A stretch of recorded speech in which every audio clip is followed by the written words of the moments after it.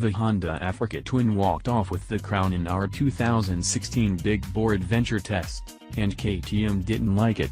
Has Austria's latest got what it takes to dethrone the current Adverb King? Last year, the world went mental over the Honda Africa Twin. We did, too.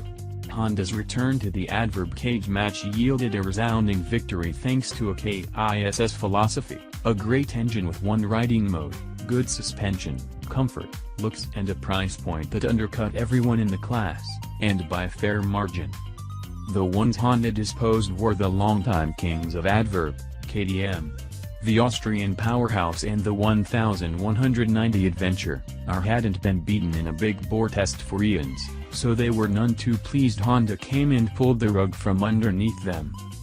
For 2017, the only bike in the big bore Adverb market that has seen any form of change is the KTM, BMW and their GS Adventure, not the standard GS, were unchanged, the same with the Ducati Multistrada Enduro and Triumph Explorer. And it was a big change. A new name, a reduction in capacity from 1195cc to 1050cc, and a completely revised suspension setup led by none other than KTM development rider and complete motorcycle badass, Quinn Cody, made this 1090 Adventure R an all-new beast aimed squarely at the Africa Twin. At $14,699, the KTM is $1,400 dearer than the Honda but $2,400 cheaper than what the 1190 was. The KTM saw that reduction in cost by taking away some of the things essential to the modern Adverb rider, things like a 12-volt plug socket, skid plate and a center stand, all stuff you can have now as an accessory via the KTM Power Parts catalog. The Honda is far from an angel in that regard, too.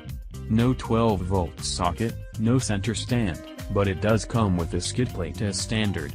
It's pretty easy to see where KTM thought they could save a few pennies. Our test bikes from both manufacturers came with a couple of add-ons that must be noted here. Honda fitted up the optional crash bars and center stand, while KTM fitted their wider Adverb foot pegs. Both bikes were fitted with the KTM standard Continental TKC80 Adventure tires. The Honda comes standard with road-biased Dunlop D610 tires, to have an equal rubber playing field. Due to the added weight of the Honda's center stand and crash bars, it's hard to know exactly what the standard weights of the two bikes were. We measured the Africa Twin at 533 pounds with a full tank of gas, while the KTM weighed 544, again with a full tank. The KTM also sits slightly higher, with a seat height of 35 inches compared to the Honda's 34.3 inches on its highest setting. A low seat height of 34.3 inches is an option we did not use. It's strange because looking at the two bikes side by side, you'd swear the shorter and wider Honda just looks heavier than the taller and narrower KTM. Even before you take off, the first thing you notice about the Honda are those physically smaller dimensions compared to the KTM. The handlebar sits lower and the ride position has you feeling more in the chassis than on top of it like the KTM. The Honda's is a less intimidating stance.